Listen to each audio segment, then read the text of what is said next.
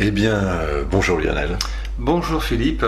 Alors, nous voici rendus à un nouveau rendez-vous, Oui, module 9. module 9. Nous avons fait converser l'inconscient avec un certain nombre de grands thèmes, Oui, la religion, la philosophie, l'alimentation. Aujourd'hui, avec qui notre inconscient diolaïque va-t-il converser? il va converser avec l'inconscient, le diolaïque et sa sexualité. Entendu. Vaste programme. C'est un vaste programme et qui est un scoop que je vais annoncer, que c'est que ce dernier programme va englober non seulement un chapitre important, mais englober également tous les précédents chapitres en un seul. Donc on va finir, mon petit Philippe, très certainement un feu d'artifice. Entendu, entendu. Alors, en fait, quelle relation peut-on établir entre l'inconscient et la sexualité? L'inconscient et sa sexualité, c'est parce que, comme on a dit précédemment, la fonction première de l'inconscient, c'est la survie, la surveillance de l'espèce. Donc, comme je dis, naître, survivre, faire des enfants, les élever et disparaître. Donc, le premier but, c'est la procréation, la pérennité de l'espèce.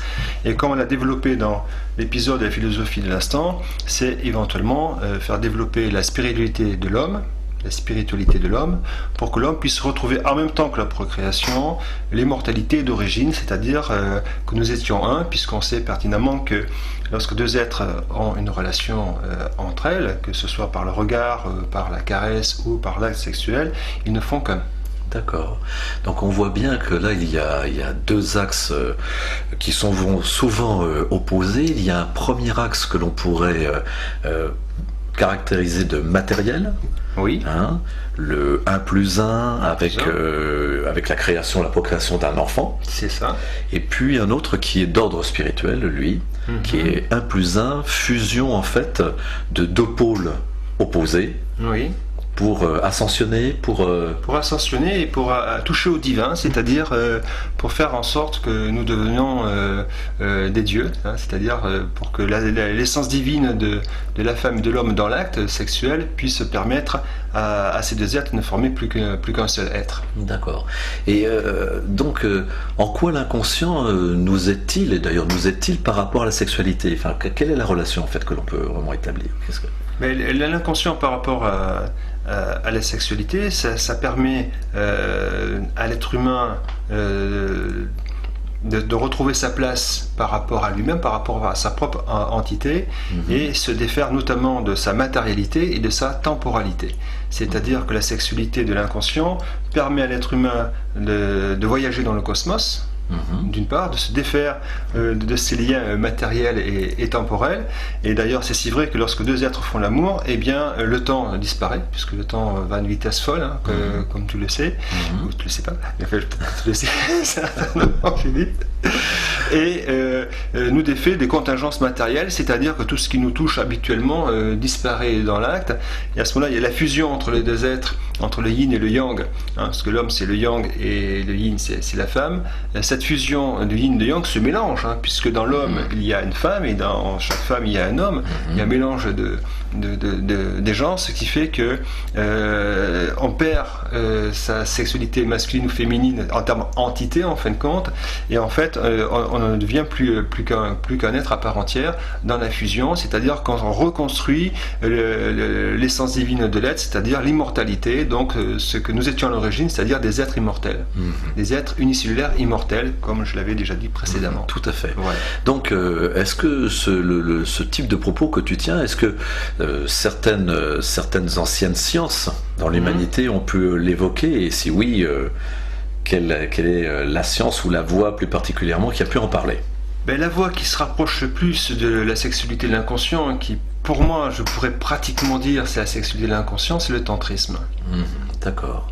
Voilà. Alors ce tantrisme, donc que l'on baptise souvent de méthode, de technique, de voie VOIE. Oui. Donc qu'est-ce qu'on peut en dire? Quels sont les grands enseignements Eh par bien, rapport à ça? Tan veut dire l'expansion, hein, l'expansion de la conscience. On peut dire que le tantrisme c'est la science de la conscience, hein, pour permettre à l'être humain d'être heureux et de pratiquer cet art de vivre régulièrement. D'accord. Voilà. Mais le tantrisme n'est pas lié qu'à la sexualité, puisque dans les traités qui ont été faits, qui ont été écrits il y a de ça 1500 ans, Même bien avant, mais en tous les cas, disons, mis sur papier il y a 1500 ans. Mis sur papier il y a 1500 ans, ces pratiques-là qui ont été codifiées à l'intérieur permet à l'être humain de retrouver sa vérité première, son essence divine, et ces pratiques permettent à l'homme d'être heureux dans sa vie d'homme et dans sa vie de femme. Mais en fait, donc, souhaitons-le, beaucoup de personnes qui nous écoutent vivent leur sexualité. En quoi, éventuellement, pour l'instant, pourrait-il manquer un rendez-vous important lors de l'acte sexuel, je dirais? Disons que l'acte sexuel est une finalité dans le tantrisme. C'est-à-dire que le tantrisme, c'est un ensemble de méthodes qui allie la respiration, qui allie le mental, qui allie à la gymnastique, qui est lié à la philosophie, qui est lié à la diététique. Et ensuite, quand tu as fait cet ensemble de choses, de pratiques, dirions-nous, et bien après, tu arrives à la finalité de la sexualité. La sexualité est la finalité de l'ensemble du tantrisme. Tu vois ce que je veux dire? Tout à fait. C'est-à-dire que c'est une éducation de l'être humain qui doit être dans l'existentiel, c'est-à-dire dans le vécu, d'accord, et d'être dans le comment, mais pas être dans le pourquoi. Pourquoi le faire? Mais c'est comment le faire. Donc le tantrisme est la science de l'instant. On rejoint la philosophie de l'instant. C'est là où on rejoint l'un des modules que nous avons fait. Absolument. Et ça permet à l'être de s'ancrer dans l'instant et donc de devenir immortel. Voilà. C'est-à-dire que normalement dans le tantrisme il y a plusieurs, il y a une méthode qu'ils font. Bon, déjà, comme je t'ai dit, il y a la respiration, il y a la gymnastique, il y a le travail sur le mental, n'est-ce pas? Et lorsqu'on fait l'acte, par exemple, dans le tantrisme, logiquement, l'homme ou la femme vont se laver. Très bien. Et ensuite, ils font quelque chose de tout à fait extraordinaire. Ils se mettent en face à face. Alors, bien sûr, ils mettent une ambiance, c'est-à-dire l'encens, les parfums, parfument les draps, bien sûr, les pétales de rose, notamment. La femme se parfume ou l'homme se parfume également. On peut mettre des huiles. En Inde, ils mettent des huiles sur le corps olfactives ou des parfums qui permettent à l'homme d'être éveillé au niveau sexologique. Absolument. Et donc, ils se mettent en face à face. Et la première chose qu'ils font, ils se quoi? Ils se caressent du regard. Oui. Parce que le tantrisme fait appel à l'ensemble des sens. C'est exactement ça. C'est-à-dire la vision, l'ouïe, le toucher, le goûter et l'odorat. Et ces 5 sens qui doivent s'être mis en éveil. Et donc, d'abord on se caresse du regard. Ensuite, qu'est-ce que fait-on? Eh bien, on masse son partenaire ou sa partenaire, l'un et l'autre se massent, en fin de compte, pour découvrir chez l'homme ou chez la femme, leur zone érogène. Après, quand on a fait les bons massages l'un et l'autre, et bien après, qu'est-ce qu'on fait? On se masse la langue. Donc, les baisers notamment en Occident, n'est-ce pas? Mais se masser la langue est une technique. Bon, il y a des gens qui n'aiment pas embrasser, ou même des femmes qui n'aiment pas embrasser, il rate quelque chose. Donc, il faut beaucoup s'embrasser, il faut beaucoup se masser la langue, n'est-ce pas? Et à ce moment-là, on fait monter l'éveil et les désirs au niveau du corps, n'est-ce pas? Et après, quand il y a l'acte, si tu veux, tel qu'il est fait, il y a 4 positions.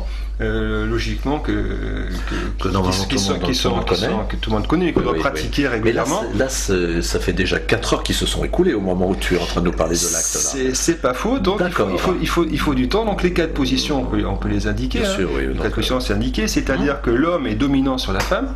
Et où tout le monde comprend. Et où l'inverse. Où la femme est dominante sur l'homme. Absolument. Très bien. Ensuite, la femme est derrière l'homme. C'est couché sur le côté, l'homme est derrière sur la femme, oui, d'accord.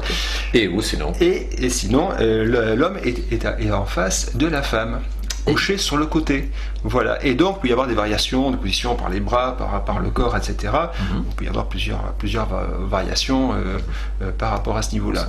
Et par ces diverses techniques-là, le but au niveau du tantrisme, c'est que l'homme n'éjacule pas. Alors il y a une obsession en Occident, c'est quand même fou, je fais l'amour avec mon homme et mon homme n'éjacule pas. Et je dirais, et alors? Et ben, l'important, non, la dame va dire je suis frustré.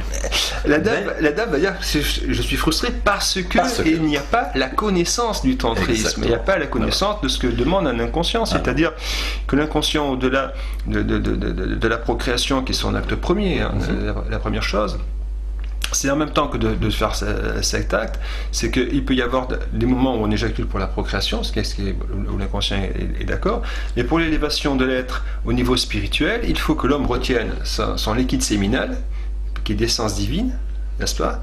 Et par rapport à la femme, qu'elle peut éjaculer, c'est-à-dire l'éjaculation féminine, par la cyprine notamment, qui est d'essence divine, en fin de compte, puisque l'homme, on peut dire que c'est le feu, et l'eau éteint le feu. Mais pour pas que l'homme perde son pouvoir, sa puissance vis-à-vis de la femme, il ne faut pas qu'il les éjacule. Parce qu'à ce moment-là, la femme va éteindre le feu, n'est-ce pas? Et l'homme va perdre sa faculté, va perdre son essence divine, c'est-à-dire le liquide séminal. Et partant de là, la femme ne va pas être satisfaite par rapport à ça, parce qu'elle ne va pas être dans une élévation par la Kundalini, dont on reparlera, quand on en reparlera tout à l'heure. Oui. Et en fin de compte, le principe, c'est que il faut que ce que la femme est dans les terres, notamment, l'homme doit la faire redescendre sur terre, et après la femme doit le faire élever dans le ciel par l'acte amoureux, et notamment par cette absence d'éjaculation de l'homme, mais qui peut développer l'éjaculation féminine. Ce qui a pour but que la femme peut avoir un orgasme ou être multi-orgasmique en fin de compte, et va permettre par sa jouissance ou par son yin d'élever l'homme vers le ciel et lui permettre ensuite d'arriver à l'extase. Tout à fait. Voilà. Alors il y a tout au long là de cette évocation que tu viens de réaliser, il y a 3 éléments sur lesquels je te propose de revenir. Le premier, c'est le plus ancien dans tes propos, c'était qu'on comprenne bien qu'il ne s'agit pas tant de connaître que de pratiquer, que d'appliquer. Oui. On est d'accord? Est-ce que tu peux revenir encore quelques... Non, c'est plutôt de pratiquer que de connaître. Oui, pardon. Oui, voilà, il ne s'agit pas tant de connaître que de pratiquer. Que de pratiquer. Voilà. Mais je t'en prie. Ça commence fort. Aïe. Alors, ça va fort. Donc, quelques mots complémentaires avant que je ne revienne sur 2 autres thèmes importants que tu as évoqués. Donc, que pourrais-tu dire là de plus? C'est plutôt l'application. C'est pas tant de connaître. C'est-à-dire pas la peine de s'enrichir, de s'alourdir, je dirais d'un fatras d'érudition ou je ne sais trop quoi. Tout à fait. C'est plutôt d'expérimenter. C'est ça, c'est-à-dire c'est l'action qui est importante, ce n'est pas la réflexion. Tout à fait. Parce que trop de réflexion tue l'action. Exactement, on en parlera au niveau du... Et en fait, lorsqu'un homme aime une femme dans la nature, eh bien, l'acte est naturel. Oui. Il n'est pas contre nature. Or, justement, je voudrais déjà venir sur ce point. C'est que, est-ce que tu pourrais nous parler, nous évoquer justement les déviances sexuelles que connaît entre autres notre monde, c'est-à-dire tout ce rapport plus ou moins, par exemple sadomaso, etc., par rapport à la notion de sexualité. Oui. Tout ce travail, si l'on peut dire, du mental. Disons qu'il y a trois notions dans le tantrisme qui ne permettent pas d'avoir des relations qui sont perverses ou déviantes. C'est-à-dire c'est l'inceste, la pédophilie et la zoophilie, d'une part. D'autre part, l'avilissement de l'homme sur la femme est tout à fait proscrit, parce que dans le tantrisme, il faut savoir une chose qui est fondamentale: la femme est l'égale de l'homme. C'est l'égalité totale, c'est-à-dire l'homme apporte à la femme qui apporte à l'homme, et ces 2 vaisseaux, de ces 2 corps vaisseaux, n'est-ce pas, spatiaux, n'est-ce pas, vont par la communion et la fusion se compléter dans le yin et le yang, faire l'élévation des êtres par l'essence divine de la femme, par l'éjaculation de la femme, et le fait que l'homme peut, par une technique, éjaculer dans ses bourses, c'est-à-dire par une pression très forte au niveau de la prostate, par en dessous, pour que le liquide séminal rentre dans les bourses et n'éjacule pas par l'extérieur, ce qui permet à l'homme d'être dans une extase et toucher au divin, donc à l'immortalité. On reviendra encore sur cette notion, parce qu'elle est vraiment fondamentale. Tout à fait. Exactement. Donc, restons sur ton propos, parce qu'il rejoint un des thèmes que je te proposais je dirais, d'approfondir. On voit bien, là, quand tu parles d'élévation et que tu parlais de Kundalini, cette Kundalini, très régulièrement, elle est présentée sous forme de serpent. Oui. Hein, et on voit bien la notion d'élévation de ce serpent qui monte. Tout à fait. Ça va du chakra coccygien, numéro 1, jusqu'au chakra coronal, c'est-à-dire le 7e chakra. Et il faut savoir que dès la conception, ces chakras sont reliés entre eux directement. Hein, donc ce sont des chakras qui sont codifiés en termes de roues, qui tournent dans un sens ou qui tournent dans un autre sens. Hein, alors, et ça permet... Roue qui porte le nom de chakra sur lequel on reviendra. Roue qui porte le nom de chakra et qui permet notamment, lorsqu'il y a ouverture, pour pas qu'il y ait aspiration de l'énergie de l'intérieur, que ça puisse pousser de l'extérieur en fin de compte. Et la Kundalini fait l'éveil de l'ensemble des chakras, les fait tourner dans le bon sens. Chez l'homme, c'est dans le sens des aiguilles d'une montre, et chez la femme, c'est dans l'inverse des aiguilles d'une montre. Et de l'association des deux fait monter la Kundalini à l'intérieur du serpent qui part du chakra coccygien jusqu'au chakra coronal. Absolument. Et qui permet en fait l'éveil ou l'extase au niveau du spirituel, au niveau du sommet du cerveau en fait. Tout à fait. En passant par le Sushumna. Voilà, le Sushumna et comment dirais-je, le Sushumna, c'est ça. Sushumna. Voilà, ben c'est l'endroit où passe la Kundalini. Tout à fait. N'est-ce pas Le canal. C'est le canal qui passe qui part du coccyx jusqu'au 7e chakra. Alors là, il y a un mot que tu as soulevé et qui était le troisième thème sur lequel je proposais que nous revenions. Lorsque tu as évoqué tout à l'heure les sens, tu sais, le travail sur les sens, enfin la préparation, je dirais, sensuelle, on voit bien là que vraisemblablement les êtres humains au moment de procéder à l'acte sexuel sont dans un demi-sommeil, ou dans un sommeil, pourquoi pas, et qu'il s'agit d'abord d'éveiller, de réveiller les sens. Tout à fait, c'est-à-dire que dans le tantrisme, l'homme ne doit pas penser du tout à éjaculer. C'est-à-dire qu'il doit être dans le don de soi, c'est-à-dire il doit penser d'abord à sa partenaire avant de penser à lui en fait. Et cet éveil des sens se fait graduellement, petit à petit, en fin de compte, et après l'acte sexuel à proprement parler vient dans l'aboutissement de l'éveil de l'ensemble des sens, c'est-à-dire que quand les sens sont entièrement développés, allumés, quand les chakras sont illuminés et ouverts, et notamment c'est fait de telle façon par les massages, par le regard, par les baisers, etc., à ce que l'ensemble des chakras puissent être ouverts pour permettre l'ouverture du chakra du cœur, notamment, et qui permet à ce moment-là la fusion entre les êtres. Et là, ce qui est très intéressant, c'est qu'on voit bien que lorsque cela est réalisé correctement, en fait, le mental n'a plus pouvoir, n'a plus contrôle, il est submergé, il est transporté par l'instant présent.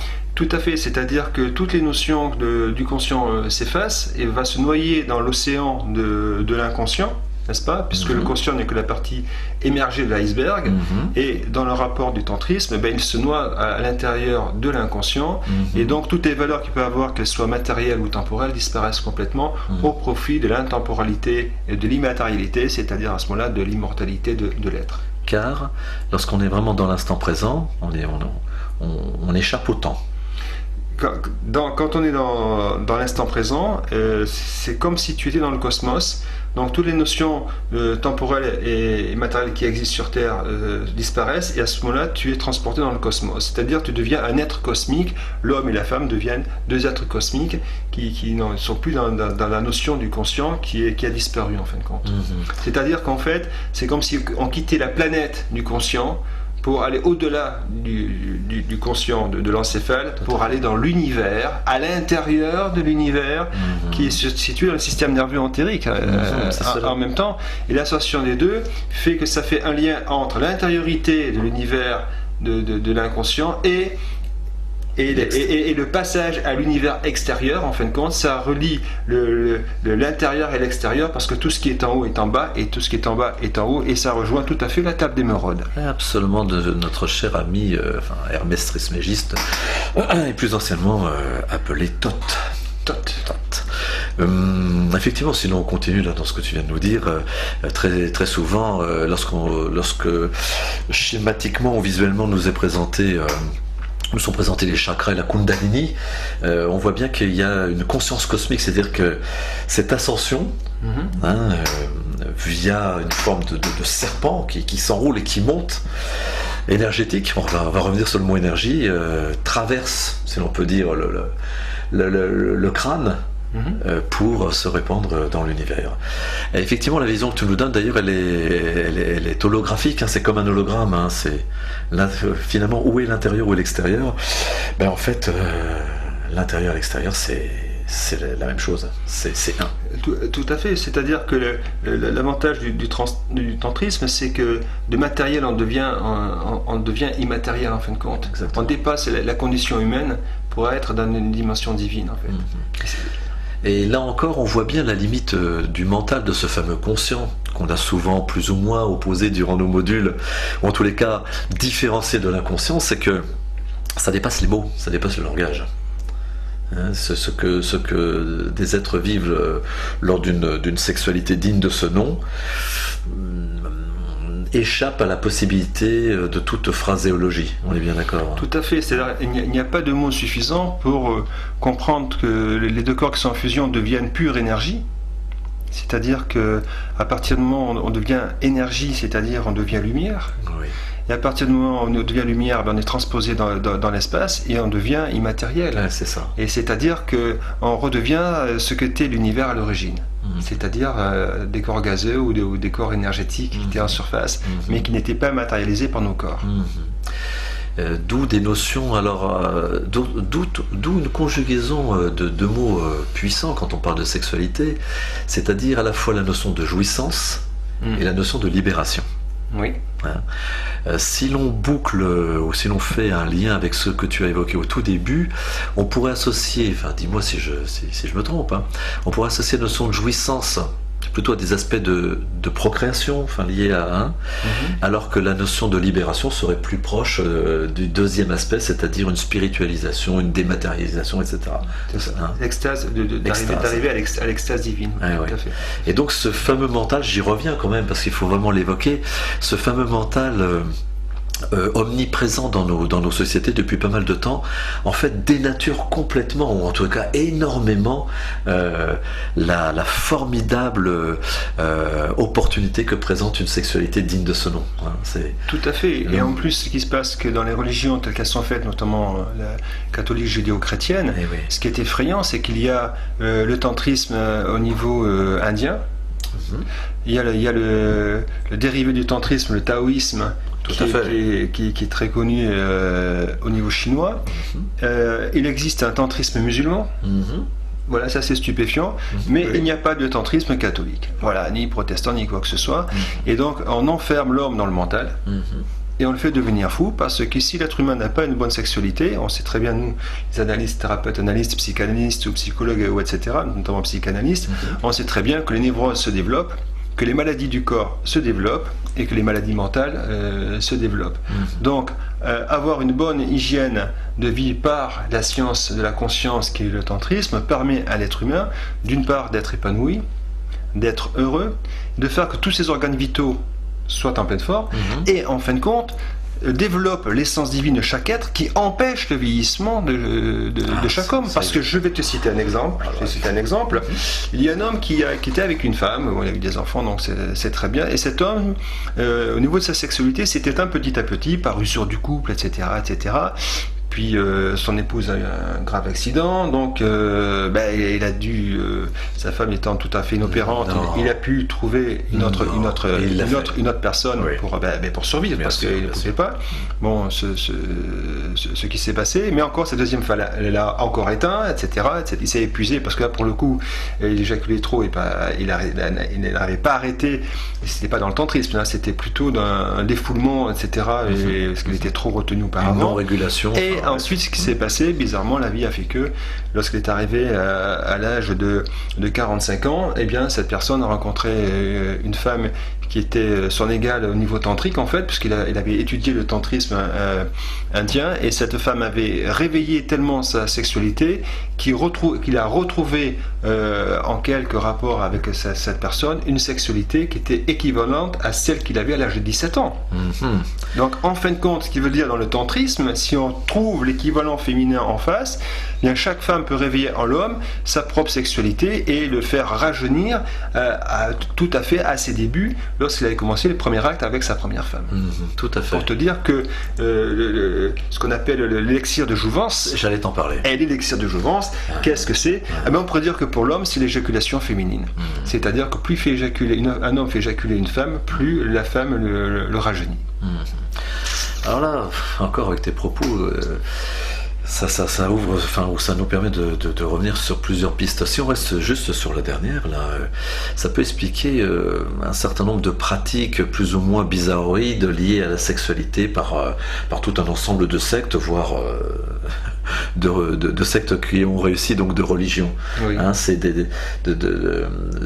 d'utiliser la femme ou de vouloir pratiquer sur la femme des actes sexuels afin de pouvoir bénéficier de cette puissance, de cette source. Oui, mais là, si tu veux, ça peut dévoyer dans un sens. Si c'est pas fait dans un sens tantrique, d'élévation, c'est uniquement animal, dans les messes noires, etc., c'est une catastrophe. Pourquoi? Parce que le mental a intellectualisé le tantrisme dans une vision des choses totalement dénaturée, en fin de compte, et à ce moment-là, on est à l'inverse du tantrisme, c'est-à-dire que au lieu que ce soit une élévation de l'être dans l'amour, hein, c'est une descente aux enfers au niveau de la folie mentale, notamment au niveau des psychoses et de la perversion sexuelle des hommes sur des femmes, dans le cas que tu me précises. Absolument, donc là encore on peut opposer des mots comme évolution et involution. Tout, exactement. Eh oui. Si l'acte sexuel n'est fait que pour l'acte, on est dans l'involution. Si c'est dans le sens spirituel, on est dans l'élévation. Exactement. C'est-à-dire que si chaque homme considérait l'acte sexuel comme une science et comme l'élévation de l'homme et de la femme dans l'amour, dans le don de soi et dans l'ouverture des chakras, on est dans une autre dimension. C'est-à-dire c'est là où l'homme et la femme peuvent s'aimer d'une manière éternelle.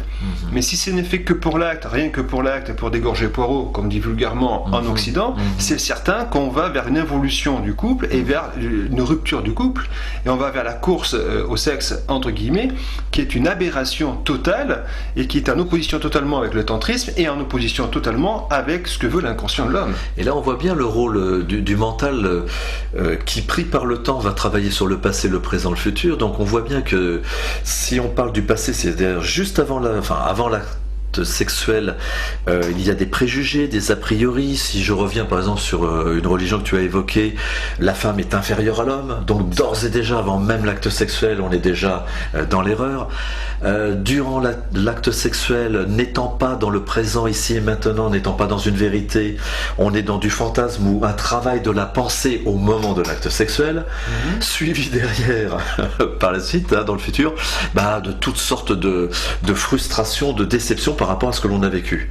On voit bien là donc un emprisonnement, en tous les cas une chute au fil des années et des siècles, une chute, un éloignement par rapport à la source originelle. Le mental est de plus en plus emprisonnant. Il faut juste signaler d'ailleurs que quand tu parlais du tantrisme, les tantras ont été associés en fonction des grandes périodes identifiées par la cosmologie indienne, c'est-à-dire ce qu'on appelle les yugas, et juste sans trop rentrer dans le détail, en fonction des 4 yugas, nous sommes dans le dernier, le Kali Yuga, le pire, eh bien le tantrisme a été adapté, en tous les cas les pratiques, etc. ont été adaptées, tout simplement, et après je te redonnerai la parole, tout simplement parce que dans cette dernière période, il est encore plus difficile pour nous autres, vous, moi, etc., de pouvoir pratiquer un tantrisme, je dirais, réel. Notre mental nous a éloignés nous rend plus difficile la tâche, en fait. C'est-à-dire une société dont le mental est complètement encrassé par des informations, par des notions de matérialité, de temporalité permanente, c'est-à-dire que au lieu que l'être devienne spirituel, on devient un être en termes d'objet de consommation. C'était un petit intermède, c'était juste pour vérifier que vous étiez bien avec nous, ici et maintenant. Bien joué. En fait, là, je viens de gagner un apéritif, là. Bon, alors, où en étions-nous, mon cher Lionel? Voilà. Ça, c'est, tu sais ce que c'est ça? Oui. Ça, c'est le mental qui veut se venger de ce qu'on est en train de dire. Voilà. Et donc ce mental qui est complètement encrassé par ce matérialisme qui a transformé l'être humain en objet, donc en objet sexuel. Absolument. Et non plus en sujet. Et non plus en sujet d'être acteur de sa propre sexualité. Un être. Donc, en fin de compte, on robotise bizarrement la sexualité comme un effet mécanique et en même temps de défouloir. C'est-à-dire que c'est l'avilissement de l'homme par l'homme, c'est-à-dire que l'homme se dégrade lui-même par lui-même, perd toute notion de respect. Et en fait, ne respecte ni l'homme, ni la femme, ni les enfants. Et là, en plus, là, tu es en train de décrire exactement les dérives qui, petit à petit, se sont réalisées, puisqu'on voit bien que on n'est pas dans l'être, mais on est dans l'avoir, le matériel. Et on voit bien que, par exemple, tous ces sex toys, et puis tous c'est les cravaches et machins, etc.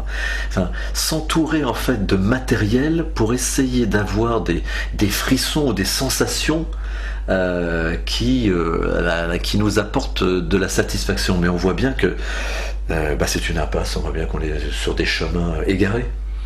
Ben disons que quand c'est employé d'une manière mécanique ou perverse, c'est sûr que c'est complètement égaré. Je veux dire que par rapport, tu parles de la cravache par exemple, ou par rapport du martinet ou du fouet par exemple, ça peut être un art. Ah oui. Quand c'est utilisé à bon escient. Ça peut être un art, oui. Quand c'est fait d'une manière graduelle, etc. Bon, là, il faut par exemple, je peux citer un exemple de tout à fait extraordinaire par rapport au martinet au niveau des lanières de cuir. Bon, ça peut être très mal utilisé dans un sens sadomasochiste. Voilà, très bien.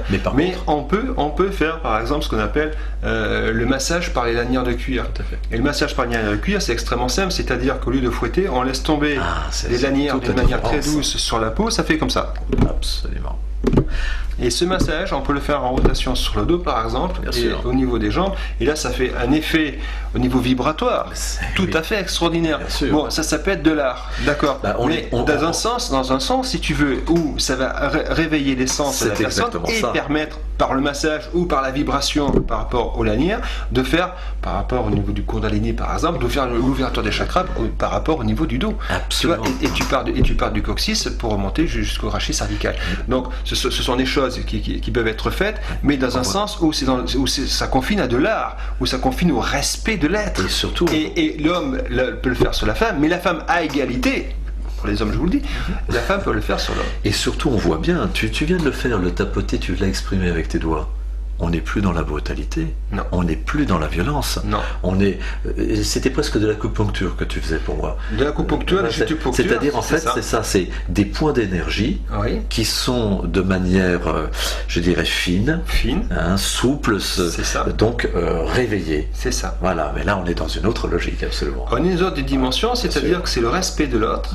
C'est-à-dire, dans l'acte sexuel, on ne doit jamais aller au-delà de la limite de sa partenaire ou de son partenaire. Parce que là, ça confine au sadisme, aux maladies mentales, notamment, qui sont très bien répertoriées. Il y a un mot là qu'on a prononcé 2-3 fois qui est vraiment au cœur du sujet, c'est l'énergie.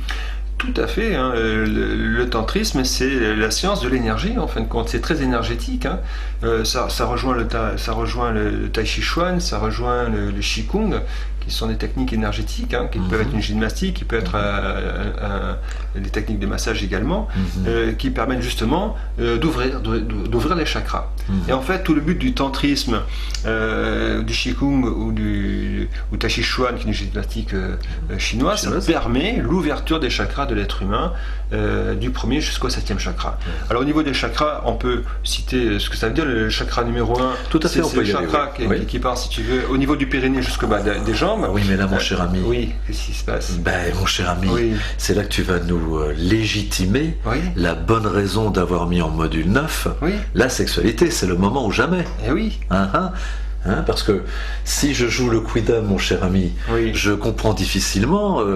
Pour moi, le module 8, la philosophie, c'était vraiment le nec plus ultra. C'était là-haut, c'était la spiritualité. Et tout d'un coup, tu nous dis que le module 9, c'est vraiment l'aboutissement. C'est encore mieux que la philosophie. Tout à fait. Mais excuse-moi, la sexualité, moi, je la vois plutôt en bas. Je ne comprends pas. Et oui, mais de toute façon, tout part d'en bas. Et ça remonte, comme j'ai dit, du chakra coccygien jusqu'au chakra coronal.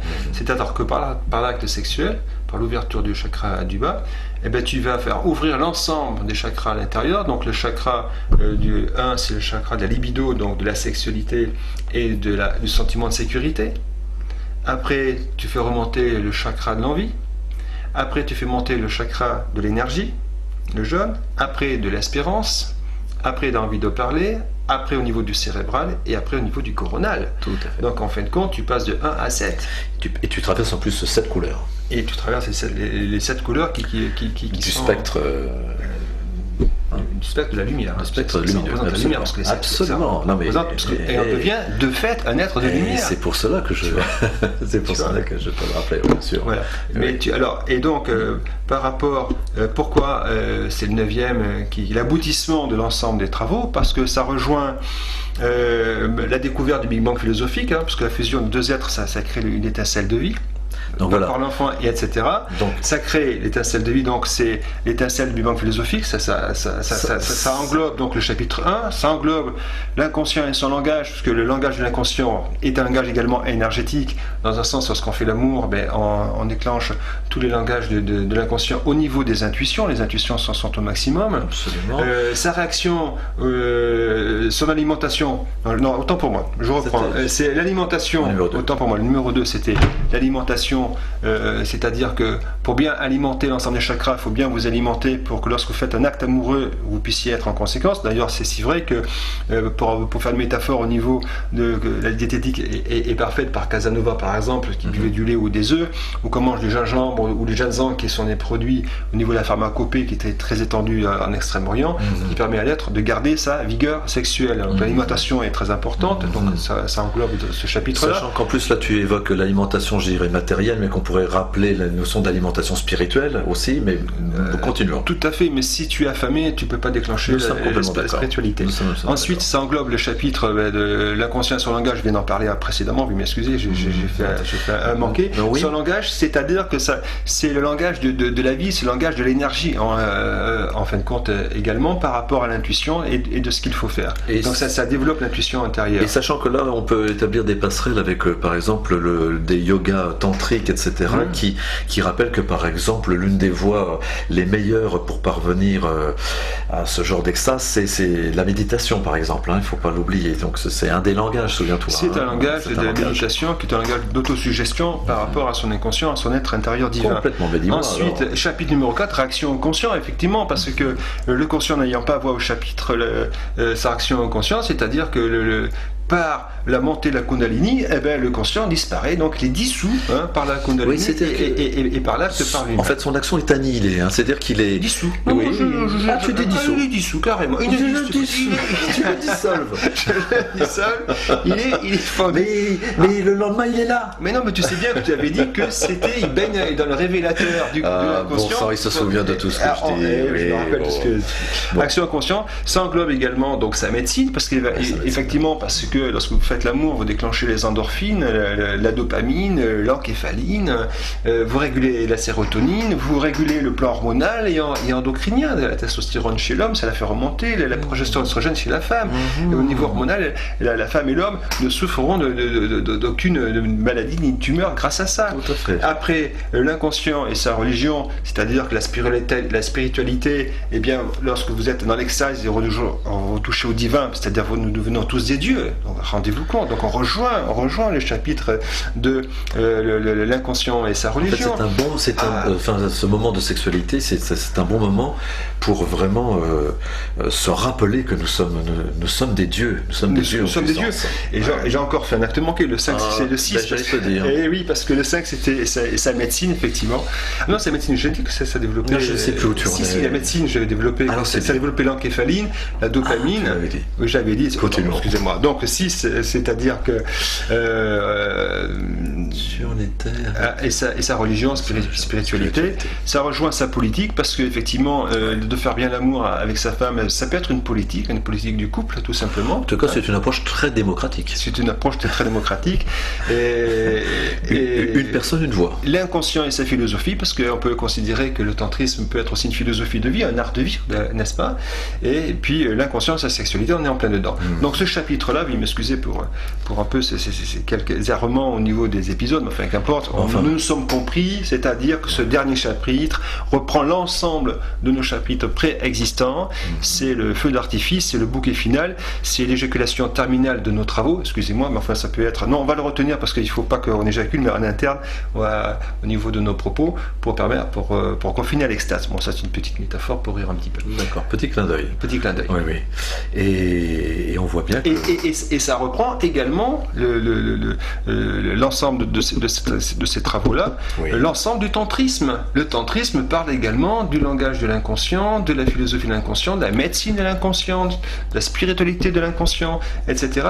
Le tantrisme, comme l'ensemble de nos travaux, reprend l'ensemble de tout ce que nous avons fait auparavant, puisque j'ai dit en préliminaire que le tantrisme, il n'y avait que 10 ou 15% qui étaient traités dans cette science, la science de l'éveil extatique, pour permettre à l'être humain pour arriver à l'essence divine. Tout à fait. Tu vois. Et donc cet ensemble c'est tout un ensemble de méthodes, de techniques et de voies. C'est ça. Là où le plus, l'un des plus du concept que tu développes, c'est de bien nous rappeler que d'abord notre inconscient il est positionné ici. Ça c'est fondamental. L'inconscient est positionné pour moi dans l'estomac et les intestins. C'est ça. Voilà. Ça c'est quelque chose de relativement révolutionnaire et qui déjà se couple très bien avec le chakra numéro 1 que tu viens d'évoquer. Tout à fait. Qui est vraiment le déclencheur, le générateur. Presque la source, je ne sais pas si on pourrait dire ça. Oui, c'est la source énergétique de l'être humain, notamment ce qu'on appelle le fameux Dantian, dont parlent les Japonais. Deuxièmement, moi, à ma connaissance, le tantrisme s'est jamais vraiment positionné sur des histoires de Dieu ou pas Dieu, etc. Là, l'inconscience, c'est le Dieu laïque, c'est-à-dire bien faire comprendre l'essence divine qui coule en nous, et qui nous permet de converser autant avec tout ce qui est micro qu'avec ce qui est macro, puisque finalement, micro et macro, c'est d'une totale égalité. Tout à fait. De bien revenir sur des notions qui ne pouvaient pas être évoquées au moment du tantrisme, comme des notions de Big Bang, ce Big Bang philosophique dont tu parles. Ça encore, c'est un plus dans notre approche. Que dire encore? Quels sont les grands points que l'on pourrait encore évoquer, qui viennent qui sont mettre en exergue. De mettre en exergue l'inconscient de point le Dieu laïque, c'est un théorème, n'est-ce pas? Qui est psychanalytique, oui, on peut dire ça, philosophique, politique, qui peut être religieux, enfin bref, qui reprend l'ensemble, qui peut être médical, qui peut être philosophique, politique, médical, qui peut être langagier, qui permet à tout un chacun de comprendre qu'en fait l'inconscient est une entité tout simplement à part entière, qu'il faut respecter, qui a une forme de pensée, une forme de vie, qu'il faut respecter sous une forme tantrique, pourrions-nous dire, à ce niveau-là, dans le respect total de l'inconscient, pour permettre à l'homme comme la femme de toucher à l'être divin, c'est-à-dire de faire en sorte que nous sommes tous des dieux, et puisque l'inconscient 2 le Dieu laïque, c'est-à-dire que comme chaque être humain a un estomac et des intestins, nous sommes tous égaux entre nous au niveau des inconscients, et donc égalité. À égalité totale, et ça rejoint ce que nous étions à l'origine, c'est-à-dire tous égaux. Exactement. En plus, bien évidemment, au travers de ton discours, on se rend bien compte que totale autonomie et donc à l'inverse, donc fini la dépendance vis-à-vis de toute structure cadre extérieure ou de tout Dieu extérieur. Même si pour certains d'entre vous, vous pouvez envisager qu'il y ait eu Dieu ou des dieux. En tous les cas, on est sûr d'une chose. Le Dieu, il est en nous. Il est en nous, mais alors, en plus, ce qui est révolutionnaire, c'est que l'inconscient, le Dieu laïque, fait en sorte que ça donne le pouvoir à chaque être humain, c'est-à-dire, comme je dis souvent, vous êtes président de la République, vous êtes votre Premier ministre, vous êtes ministre, sénateur, député, conseiller régional, maire, etc. C'est-à-dire, vous avez un pouvoir qui est immense sur le point de vue de votre mode de consommation et sur votre comportement.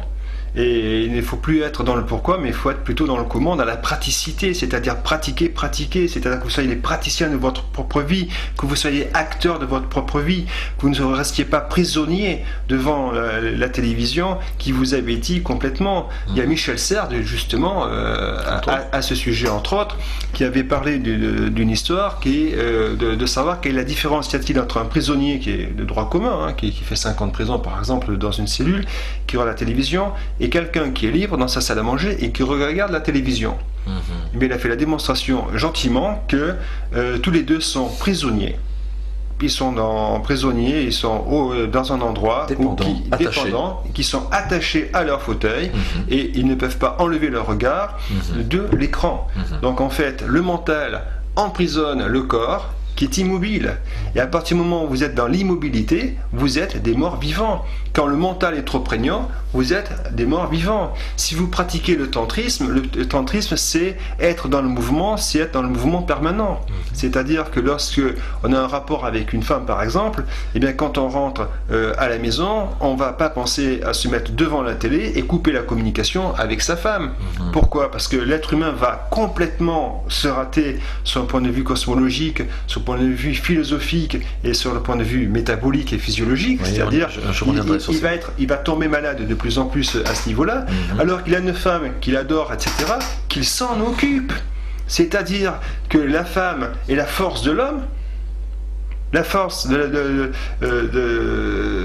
la femme, c'est la force de l'homme, et la force de l'homme, c'est la femme. C'est-à-dire qu'il y a un échange qui se crée à ce niveau-là, il y a une synergie qui doit se créer, et à ce moment-là, il faut réhabiliter l'amour d'essence divine, c'est-à-dire qu'il faut le pratiquer d'une manière spirituelle, ce qui permettrait à tout être humain de pouvoir faire en sorte que son corps va être en harmonie en termes d'énergie, va être en fusion par rapport au niveau de sa femme, et à ce moment-là, vous tomberez aussi bien l'un que l'autre dans l'amour éternel. Et si on tombe dans la matérialité du conscient, et bien à ce moment-là, vous êtes en train de tuer l'amour que vous avez l'un pour l'autre, vous allez vous user, notamment, vous êtes dans ce qu'on appelle dans une forme d'involution, puisqu'après, à la limite, souvent j'entends parler en séance, il est là pour dégorger Poirot, après il se retourne, donc moi je n'existe même pas. C'est-à-dire, c'est souvent, et à ce moment-là, on ne prend pas la femme comme un être spirituel, qu'on doit traiter à égalité avec déférence, et pareil de la femme pour l'homme à ce niveau-là, ce qui permettrait que si chacun pouvait se respecter et s'aimer, on serait dans l'amour éternel, l'être humain serait jamais malade, on tomberait jamais malade, et ça permettrait ainsi à avoir une société la plus apaisée et possible. Mais on voit bien cette société, en fait, cette société, elle est sous la gouvernance de la dualité, c'est-à-dire de l'opposition. On voit bien que dans ce que nous évoquons depuis quelques minutes maintenant, le but tourne autour des mots comme union, unité, unicité, on voit bien cela. Et pour revenir juste sur ton mot concernant l'amour, on peut en reparler de deux manières à travers ce qui a été dit. Savoir que nous sommes notre propre Dieu, savoir que vraiment on a tout en nous, on a tous les éléments pour y parvenir. Eh bien le savoir et s'engager ensuite dans la pratique, c'est s'aimer beaucoup plus. Donc déjà l'amour de soi à soi. Et concernant la sexualité, c'est l'amour de l'un vers l'autre. Parce que finalement, c'est bien ça, l'une comment dirais-je, l'apogée de la sexualité. Et c'est si vrai que lorsqu'il y a des éjaculateurs précoces, par exemple en science, il y a des gens qui nous disent je suis éjaculateur précoce. C'est très bien, parce que le problème c'est que cette personne, c'est l'éjaculateur précoce, c'est qu'elle n'arrive pas à aimer l'autre. C'est-à-dire, elle est tellement égocentrée sur elle-même qu'elle s'occupe d'abord d'elle-même. Alors que dans le tantrisme, on dit on ne s'occupe pas de soi. Qu'on éjacule ou qu'on n'éjacule pas, ça n'a aucune espèce d'importance. Ce qu'il y a besoin, c'est que la femme, elle soit satisfaite d'abord. Donc si l'homme s'oublie d'abord et éjacule après, eh bien après il n'y aura plus d'éjaculateur précoce. Et ça c'est si vrai que en science, en sexologie notamment, lorsque j'explique ça, eh bien je dis à l'homme qui est éjaculateur précoce, que vous éjaculez, ça n'a aucune espèce d'importance. L'important, c'est votre femme. C'est comment vous la caressez des yeux, comment vous la massez, comment vous l'embrassez, comment vous la mettez en émoi, comment vous faites remonter vos chakras, comment elle vous masse, comment elle vous met en émoi, comment elle fait en sorte que vous puissiez avoir une érection, etc. Et que par des pratiques douces et tranquilles, vous puissiez vous abandonner et lâcher ce mental et lâcher ce mental. Et par cette pratique-là, à ce moment-là, l'homme se détend, se détache petit à petit du mental, s'apprivoise, et à ce moment-là apprend à aimer sa femme qu'il aime, et donc lui du coup il va aimer sa femme, il va donc abandonner son mental, et au lieu d'être égocentré sur lui, il sera occupé tellement avec sa femme qu'il ne pensera même pas à éjaculer. Et c'est cette notion vitale qui est complètement oubliée, c'est le fait que nous sommes des ignorants, nous sommes des barbares, et quand les extrême-orientaux ou les moyen-orientaux nous traitent de barbares, eh bien ils ont entièrement raison. Nous sommes des êtres involués, totalement ignorants de ce que c'est que l'amour. Nous avons perdu ce que c'est le tantrisme à cause de la religion catholique, malheureusement. C'est comme ça, c'est la vérité. Et maintenant, il faut abolir cela et faire en sorte que votre propre religion, ce soit la religion de l'amour. Ça, c'est la philosophie de l'inconscient. La religion de l'amour qui vous permettrait non seulement de vous relier vis-à-vis de votre femme et de faire en sorte que vous puissiez vous élever spirituellement. Alors, pour aller un petit peu plus loin dans ce que dit Lionel là, sans doute oui que la religion a une influence, mais également la surmentalisation, elle vient aussi de toute cette tradition scientifique qui laisse entendre que nous allons de plus en plus vers le progrès. Alors pourquoi pas, mais la surmentalisation c'est certainement pas le progrès. Non, le progrès, de toute façon il y a une phrase d'Anatole France qui dit une phrase merveilleuse, il dit tout ce que le progrès rapporte, le progrès l'emporte. Et oui. Donc en fin de compte, rien ne sert d'être dans la croissance, il vaut mieux être dans la décroissance. D'ailleurs c'est si vrai que dans le tantrisme on est bien expliqué qu'il ne faut pas être dans la performance et éjaculer à tout va, parce qu'à ce moment-là quand l'homme éjacule trop, il perd sa semence divine, il périclite, il tombe malade et il meurt. D'ailleurs là voilà par exemple deux mots que l'on pourrait entre autres opposer, pourquoi pas, c'est la notion de performance qui est une notion extrêmement développée chez nous, et la notion d'harmonie. Que vaut-il mieux? Faire prévaloir la performance ou l'harmonie? Eh bien là je vais te répondre, si tu es en harmonie avec la femme, automatiquement toi tu es dans la performance. Parce que si l'homme n'éjacule pas et qu'il y a une érection qui est perpétuelle, ça peut durer des heures. Mais Philou, il y a des hommes qui peuvent tenir un amour sans éjaculer jusqu'à... Monsieur Philippe. Monsieur Philippe. C'est Monsieur Philippe, d'accord. Merci Monsieur Lionel. Donc Philippou, excuse-moi. Voilà, tu m'as coupé. Alors, où en étais-je? Et donc, voilà, on est perdu. Voilà, quand on veut faire des blagues, on est perdu, monsieur. Non, attends, j'en étais où? L'homme, s'il était dans oui, que l'énergie de l'homme dans la performance. Oui, performance et harmonie. Et que donc, plus l'on est harmonieux, plus inévitablement... Voilà, et donc je disais qu'il y a des hommes qui peuvent faire l'amour pendant 5 heures, 6 heures ou 7 heures de rang, sans s'arrêter, c'est-à-dire ils sont en perpétuelle érection, parce que l'énergie de la femme permet à l'homme d'être en permanence dans son Kundalini, en fin de compte, ouvre ses chakras, ouvre le chakra du cœur, et à ce moment-là, la pensée n'est plus d'ordre de jouir, en fin de compte, mais dans une énergie qui est de telle force que le chakra du cœur, il s'ouvre, Hein, et en même temps, ça fait ouvrir le 7e chakra qui te met dans l'essence divine vers la conscience cosmique. Et à partir de ce moment-là, l'éjaculation n'existe plus dans l'homme. Tu vois, c'est ça qui est extraordinaire. Et ensuite, quand l'homme ou la femme se quittent dans le tantrisme, il y a un phénomène qui est tout à fait fabuleux qu'il faut savoir, c'est que lorsqu'on arrive à cette forme de divinité dans le tantrisme, quand l'homme quitte la femme est toujours en lui. C'est-à-dire, même s'il a 500 km, la femme est toujours dans lui. Et la femme, de son côté, a toujours la présence de l'homme à côté d'elle ou à l'intérieur d'elle-même. C'est-à-dire que le tantrisme permet l'échange des énergies, des inconscients. Et c'est-à-dire que les inconscients ne se quittent jamais. Pourquoi ? Parce qu'ils sont sur une telle fréquence d'éveil, sur une telle fréquence cosmique, que l'être humain devient éther. Et à ce moment-là, rien que le souvenir de l'être aimé à 500 km fait qu'en sorte que la personne est toujours en elle. Donc, l'homme devient un en fin de compte et n'a pas besoin de sexualité, rien que de par la pensée, il est avec elle. Et inversement, la femme, par sa pensée, est toujours avec lui. Donc, et c'est ça, le tantrisme, ce que ça nous révèle, c'est de nous révéler notre immortalité et notre essence divine. Et si vous arrivez à ce stade-là, écoutez, je souhaite à ce que vous y arrivez. Oui, tout à fait. Et si vous y arrivez, ce sera très bien et ce sera l'essence de longue vie et ça rejoindra l'élixir de jouvence. On va revenir. L'élixir de jouvence qui va vous permettre de ne jamais vieillir ou de vieillir pratiquement pas. Et donc là, oui, Lionel, là tu nous révèles encore quelque chose, enfin tu nous l'évoques en tous les cas, c'est que ce qu'il y a d'intéressant, c'est que nous hissons nos plans d'énergie lorsque nous pratiquons une bonne sexualité. Et que justement, cette énergie nous enrichit, nous la conservons après, nous dégageons, nous rayonnons plus souvent, on est bien d'accord. Tout à fait. Déjà on voit bien que lorsque l'on parle des êtres ascensionnés, ici ou là, ils ont une aura au-dessus d'eux. Tout à fait.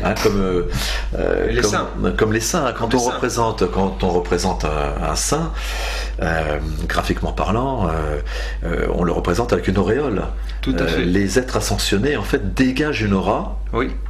Et bien de la même manière, même si on ne voit pas forcément ton aura visuellement lorsque tu as pratiqué une belle et longue nuit, mon cher Lionel, en tous les cas, en termes d'énergie, tu as été enrichi, et on est positionné sur une certaine fréquence. Tu sais, on en avait parlé déjà. On est sur une certaine fréquence et pardon. Et ce que j'allais dire, c'est que traditionnellement, on le voit bien, les êtres qui vivent cela, je reviens sur ce terme, dégagent, rayonnent, attirent au quotidien plus facilement les personnes qui sont dans leur entourage. Il y a une forme de... Comme s'il y avait un discours qui était tenu. D'une part, c'est un magnétisme en fin de compte que les gens peuvent voir et vous devenez être lumineux dans ce cas-là et les gens sont attirés par la lumière et par des êtres souriants. D'ailleurs, quand on vit cette extase, il y a un tel magnétisme que des gens aiment ce que vous êtes et vous donnent des signes de reconnaissance par le fait même que vous soyez en état d'extase. Parce que l'énergie qui est développée vous dégage une lumière au niveau du chakra du cœur, et c'est dit dans les textes tantriques notamment, que c'est que le chakra du cœur s'ouvre tellement qu'il peut y avoir une auréole qui se met au niveau du 7e chakra, du chakra coronal, qui fait que ça fait une auréole autour de la tête. C'est ce qui est dit à ce niveau-là. Lorsque la sexualité notamment peut être vécue d'une manière spirituelle. Il va falloir qu'on arrête dans les 2 minutes, Philippe. Déjà. Et oui, on a fini en boulet de canon. C'est le feu d'artifice. Donc que dire, si l'on devait clôturer à la fois ce module et les 9 modules que nous avons présentés jusqu'à présent, on peut dire ces 9 modules constituent les bases thématiques les plus importantes du concept que tu nous as révélé, sachant qu'après on peut évidemment descendre dans le détail de sous-ensemble, de chapitres ou de paragraphes, on est bien d'accord ? Bien sûr. Que dire d'autre ? Écoute, moi je te laisse le mot de la fin. Écoute mon petit filou, on va conclure. Tu veux vraiment encore m'appeler comme ça ? Écoute, alors donc Philippe ou Monsieur Philippe, parce que c'est incroyable, vous voyez, on reste quelques instants et là vous avez bien compris, il commence à parler, moi je commence à parler, nous sommes déjà distanciés, c'est-à-dire que nous sommes complètement incohérents par rapport aux enseignements justement que nous sommes susceptibles de transmettre. Vous voyez, il rit, moi je ne ris pas. Est-ce que j'ai l'air de rire? Non. Bien, bon, bah, écoutez, je vais écouter Philippe, je vais faire court. Ben, je pense que là, on a terminé une apothéose en fin de compte à ce niveau-là. Que le dernier sujet illustre bien l'ensemble des 8 modules précédents. Et puis, je vous souhaite donc à tous une très bonne soirée. Et puis ensuite, on fera d'autres développements. Sachant que nous, en tous les cas, voilà. Nous avons bien sûr, nous faisons déjà pas mal de conférences et nous allons les développer, ça c'est sûr. Et puis, on a quelques autres petites surprises à vous proposer. L'une qui n'est pas forcément une surprise parce que beaucoup de gens le font, mais bon, ça sera le nôtre, ça sera notre livre, ça c'est sûr. Et puis sinon, vous verrez une petite surprise sympathique voilà. dans les semaines et mois à venir. Et nous espérons que assez régulièrement, vous aurez le plaisir de nous retrouver et que quelque part, parmi l'ensemble des phrases que nous avons pu produire, il y en a au moins certaines qui puissent vous aider dans votre vie au quotidien. Et nous en serions déjà très très contents. Voilà, merci Lionel. Merci Philippe, et puis au revoir et à bientôt pour d'autres aventures. Pour d'autres aventures. Au revoir. Au revoir.